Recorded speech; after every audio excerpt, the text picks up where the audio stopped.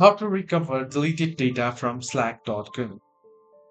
Well, hello everyone, welcome back into the channel. Welcome to Quick and Easy and how you can recover deleted data from slack.com.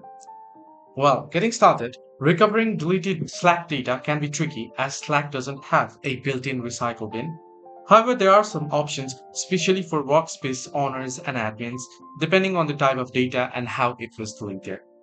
Well, organizations can use Slack's import or export tool to manually or schedule exports of the data.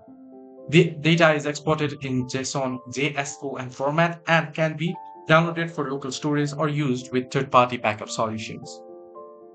Now, if you have backed it up in other cloud softwares, you can check it out for it. Slack's approach to message deletion is dependent on workspace settings and admin permissions. Workspace owners and admins can potentially recover deleted messages from public channels using Slack's admin tools, but this is often limited by time and the type of data. Hence, there is no any dedicated recovery option for Slack data, be it messages or any other data.